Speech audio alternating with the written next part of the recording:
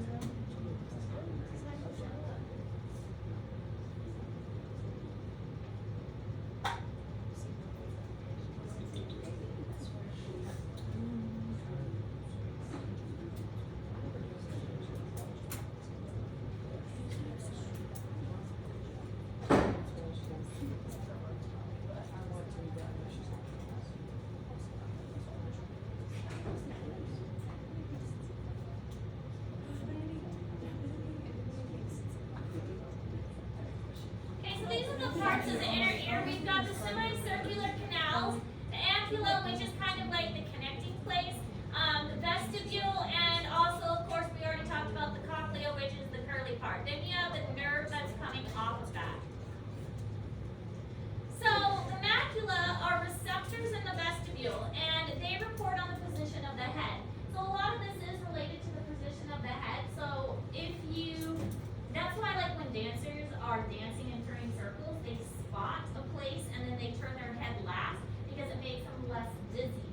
So it's a technique that they have to practice to get good at, but it's all about the positioning of the head. It helps us keep our head erect. It helps us kind of send information to the brain about what our head is doing. So there are small hair cells that are in the membrane. And then there are also these tiny stones called otoliths. And they float around in the gel, and basically as you move, these little tiny stones will brush up against these hairs, sending them one direction or another. And this causes your inner ear to determine which way you're moving. So remember I said I had vertigo a little while ago. It's because one of these otoliths had gotten a little too big and it was stimulating the little hairs inside my ear too much, making me dizzy when I shouldn't have been dizzy. Not a very pleasant experience. Like even when laying down, like the entire room was spinning. You could close your eyes and you could still feel the room spinning.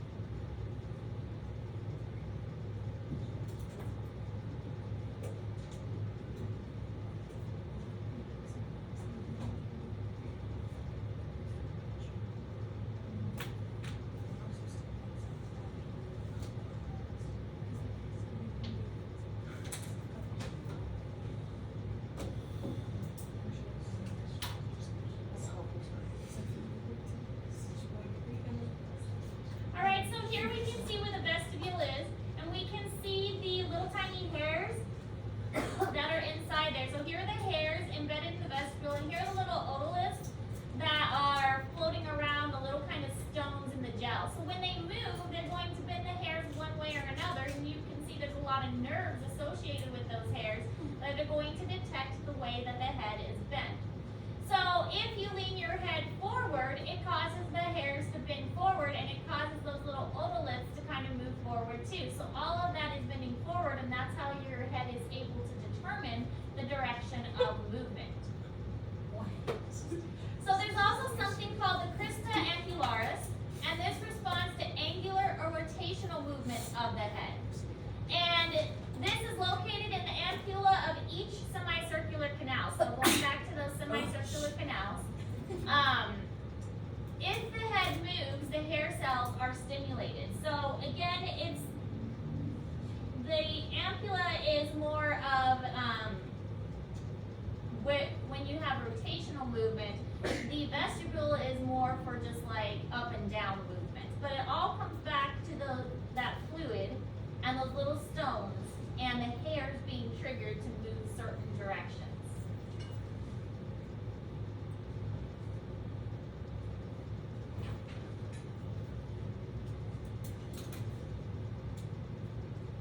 So again, you don't need to know all of the names like cupola and things like that, just the things in red. As long as you get the idea that it really is the fluid that is stimulating the hair cells that are inside the ear.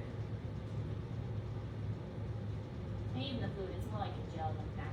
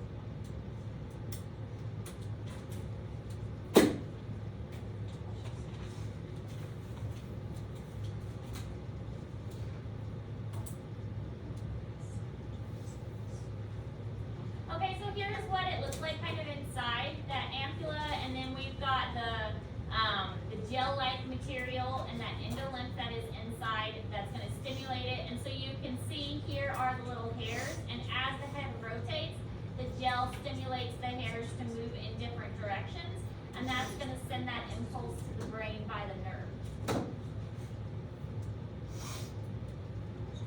Okay, so this video is going to just kind of show the process happening and talk a little bit more in detail, because again, sometimes with these things, it's easier to visualize if you have some motion or a video that goes along with it. As soon as I find, there we go.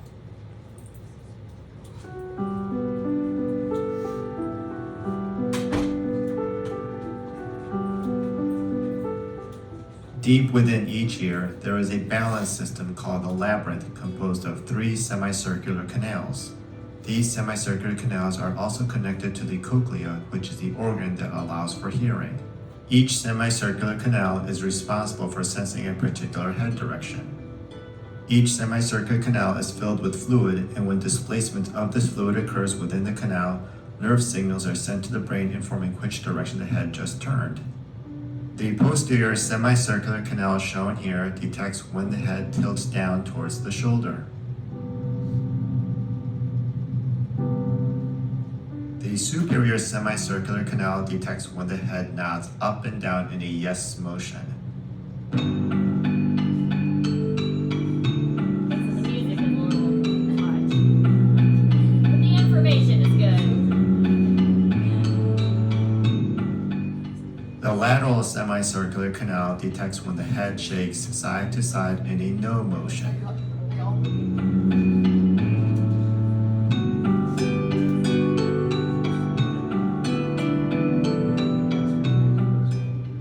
person is dizzy, one of the main tests performed to determine whether the inner ear is the source of the dizziness is the Dix-Hallpike maneuver shown here.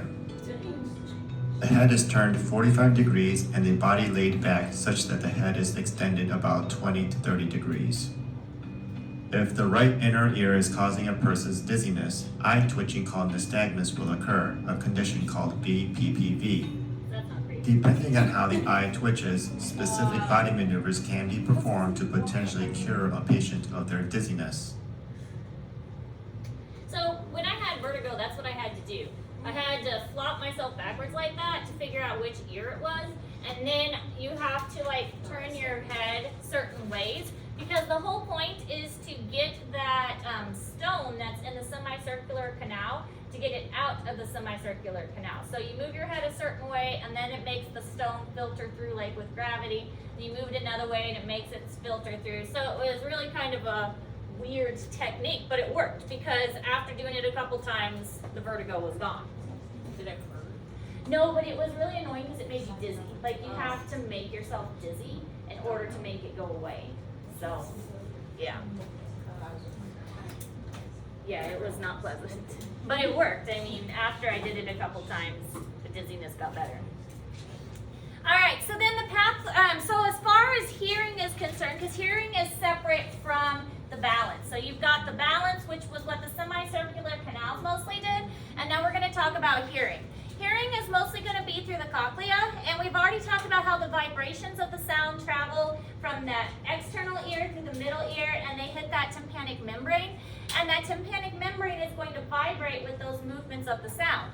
And then that is going to move the ossicles, which are the little bones, the incus, the malleus, and the stapes, and that is going to vibrate what's called the oval window. The oval window is where the stapes attaches to the vestibule.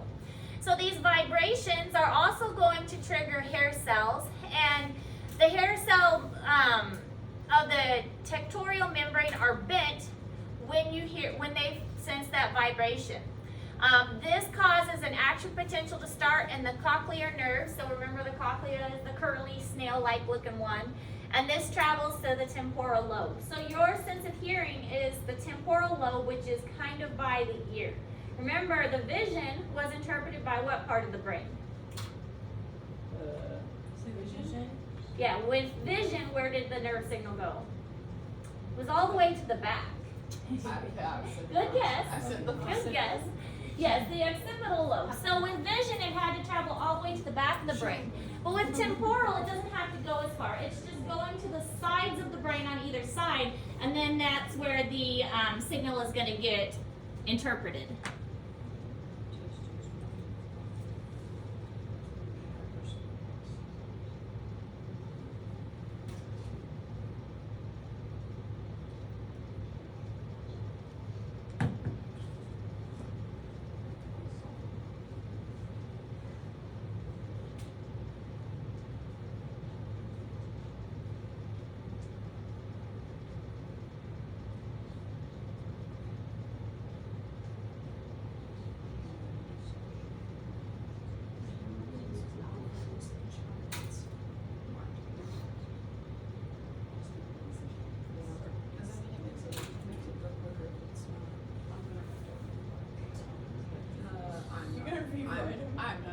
I'm not that worried about how it works. Everywhere, and I just can't.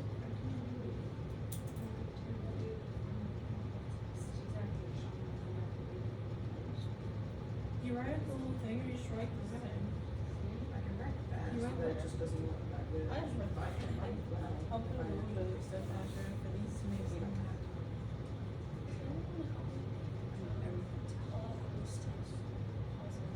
Yes, I love being positive.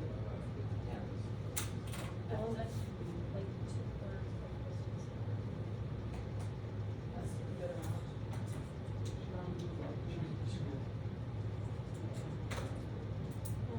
I do, but I just don't use it.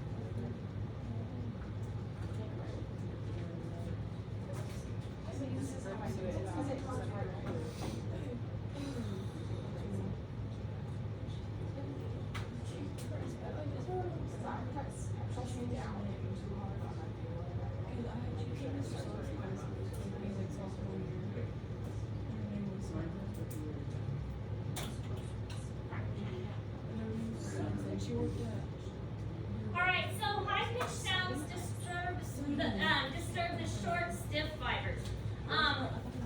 We haven't really talked about sound waves, but the sound waves, there is more energy in high pitched noises. Their waves are closer together. There is less energy in low pitched noises. Their waves are spaced further apart, but low noises actually travel further. So if you think of like an elephant rumbling, that rumbling noise can carry a very, very long distance. So the high pitched sound has more energy, and it's going to make the short, stiff fibers move, and that's how we can detect that. The low pitched sounds disturb longer, floppy fibers because they are less energy. They wouldn't be able to disturb something that is stronger because they don't have the energy to move it. Specific hair cells farther along the cochlea are affected, and this allows for, as different hairs are stimulated, we're able to detect different sounds.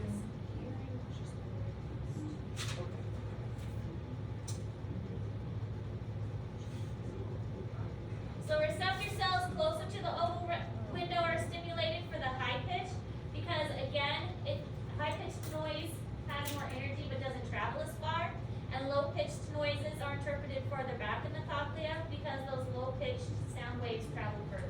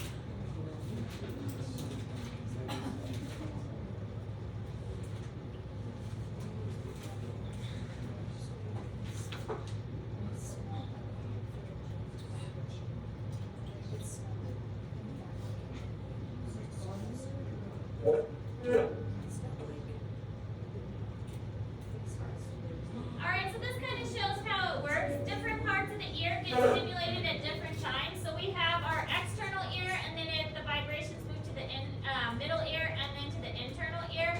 And over time, the lower waves, they take longer to get to the ear because lower waves travel over longer distances, and they have that less amount of energy. Here kind of shows how they're stimulated along different ways. You don't need to know or go into a lot of detail with this, but it just shows that the pathway gets stimulated. You'll see the nerve kind of spreads out along the ear, kind of flattens out here. So different parts of that nerve are getting stimulated at different points because different wavelengths are causing the sound. And again, more energy and higher energy. This is in Google Classroom, and it kind of sums up the way things are working. I tried to put it in words that were easy to understand, so you don't have to write this down because you can write it down because, but it is in Google Classroom for you.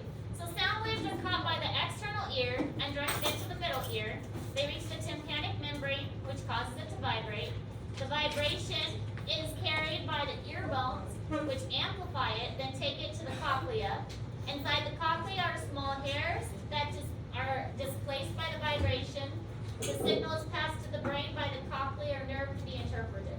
So again, this is kind of just in regular words without all the scientific stuff, what is going on within the ear. And you have this in Google Classroom.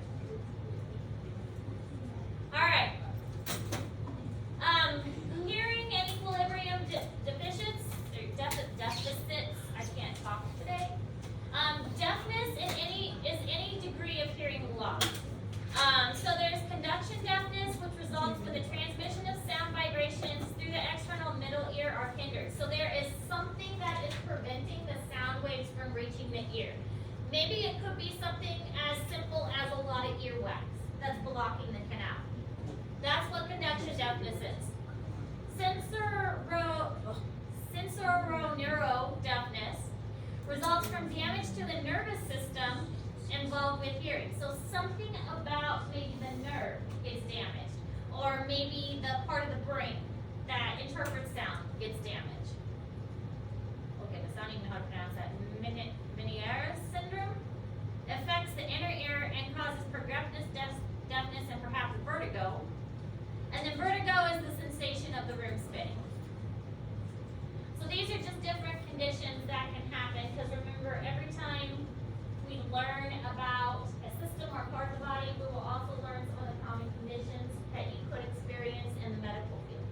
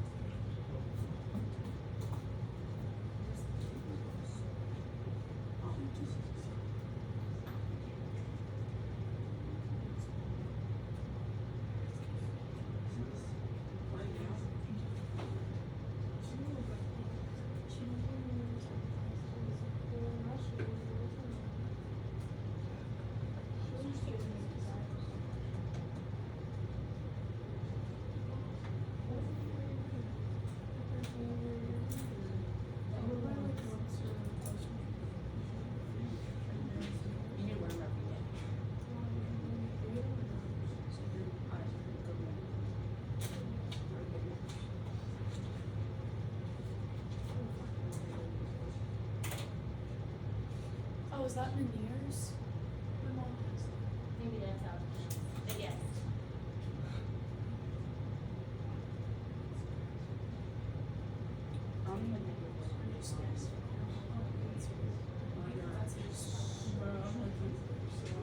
She's like partially deaf. She's what? She's like partially deaf. Miss Santiago. Yeah, remember the one that was in the military? The scary chick, blonde-headed girl? Miss Santiago. Scary. No, she was switched it to tomorrow. It's tomorrow.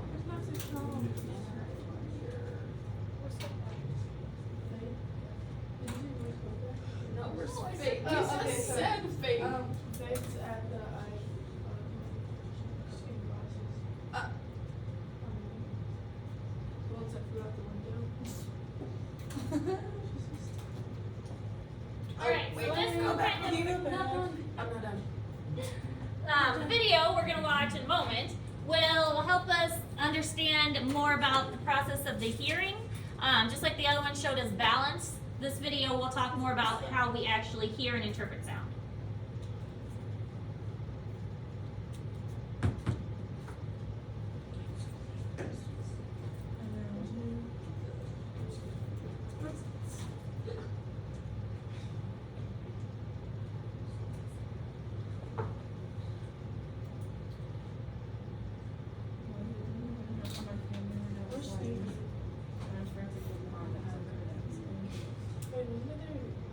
No, last week he was in the net, yeah.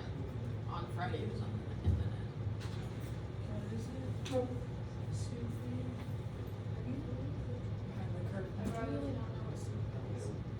Snoopy the dog? Well, yes, I know it's Snoopy, but Oh. I was like confused. No, the extra credit points. Have you not been doing girl? She's on the, Oh, she's on the wall. Bruh. Oh yeah, well, so she's doing it all this week too. Every morning she hides Snoopy and it gives you extra credit points. I'm only gonna hit 18 because I missed Monday last week. Wait, you did that hard. Alright. Alright, but 18 points still shoot. I'll take Have you ever wondered how sounds make their way from the source all the way to your brain? Take a trumpet, for instance. When it's played, it makes sound waves in the air. The outer ear catches the waves, which then travel through a narrow passageway called the ear canal. The sound waves reach the eardrum, which is a membrane roughly half the size of a dime. They make the eardrum vibrate, which in turn vibrates 3 tiny bones called the malleus, incus, and stapes. These bones amplify or increase the sound vibrations and send them to the cochlea. The cochlea is shaped like a snail and is the size of a garden pea. It is filled with fluid, and the sound vibrations make this fluid ripple, which creates waves. Hair-like structures called stereocilia sit on top of hair cells and are grouped together as hair cell bundles inside the cochlea. The hair cells inside the cochlea ride these waves, and the hair bundles are moved.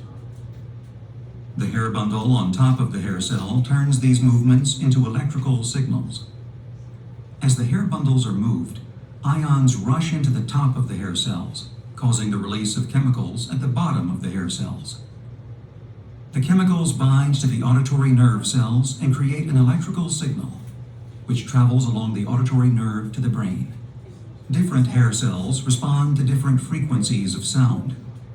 The hair cells at the base of the cochlea detect higher-pitched sounds, such as a piccolo or flute. The hair cells toward the top of the spiral detect progressively lower-pitched sounds, such as a trumpet or trombone. At the very top or apex of the spiral, the hair cells detect the lowest-pitched sounds, such as a tuba. The auditory nerve carries the electrical signal to the brain, which interprets the messages as sounds that we recognize and understand. A little too happy about sound. Yeah.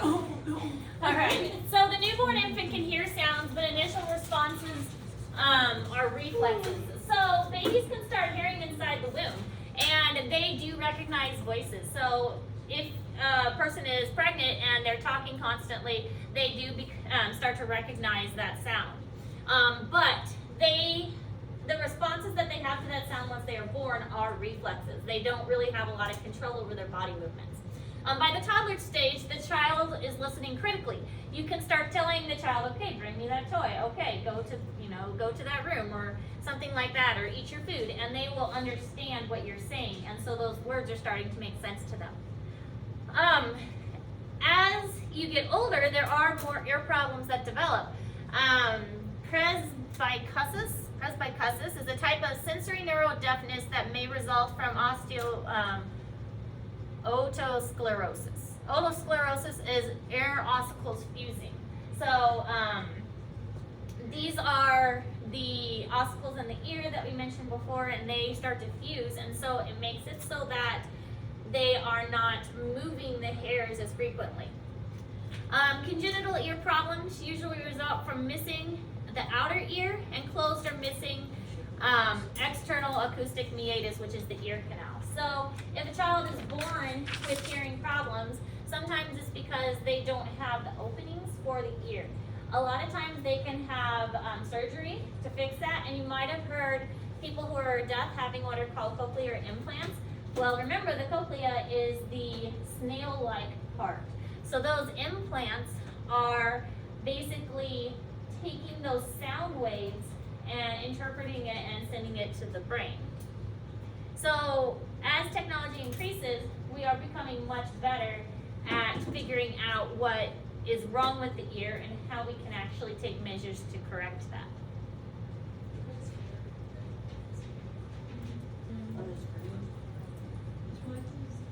Do you think babies can recognize songs? I don't know. I don't know if they recognize songs so much as the voice. I mean, if you play the same song over and over and over, and they might show like a preference to that, but like if a mother is singing a song, I think they would recognize the voice more. Mackenzie? She says that she listened to a song all the time when she was pregnant. And whenever I heard it the first time, I was like, I feel like I've heard this song before. And mom was like, well, I listen to it all the time. Huh. That's funny that it would stick with you like that. But so whenever you burst your eardrum, how does that like affect your bones in your ear since they don't have multiple motions? Usually when when the eardrum bursts, it doesn't like tear away completely. It's gonna be really sensitive because the bones are gonna be more free floating, so they're gonna be easily stimulated, and so that's why it hurts really bad, because those bones are suddenly very easily stimulated. The tympanic membrane can grow back and replace itself.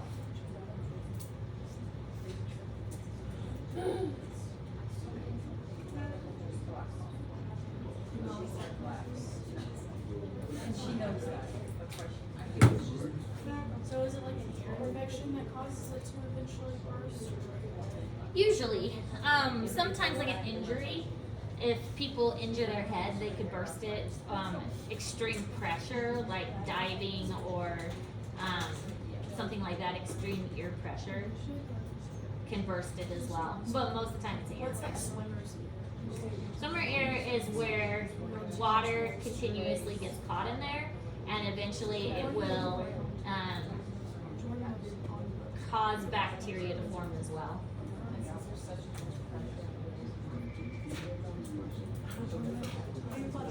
Because it's gotten cauliflower. You what? Cauliflower ear from wrestling. So like this part, like not really easy. That might have been more of a fungal thing. With bacteria, there's a lot of fungal infections because it's all sweaty and hot and you're rolling around. So it was probably a fungus that caused that. Can I try it on?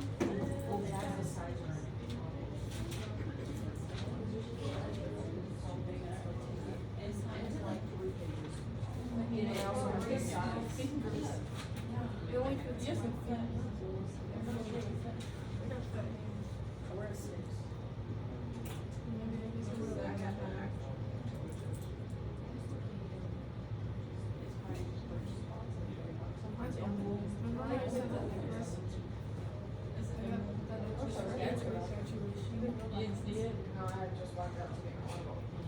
Okay, so that's all the information for the ear. Tomorrow, we are going to learn about smell and taste. Those two kind of go together anyway, so we'll be learning about them together. And then, of course, Wednesday will be your test. Remember, there are only 2 assignments that go with this. There's the crash courses, and then there's the coloring and labeling. All the pictures need to be colored. There are several pictures on the coloring and labeling, and so all of the pictures need to be colored. Make sure you're coloring everything. Any questions? All right, let me know if you have questions.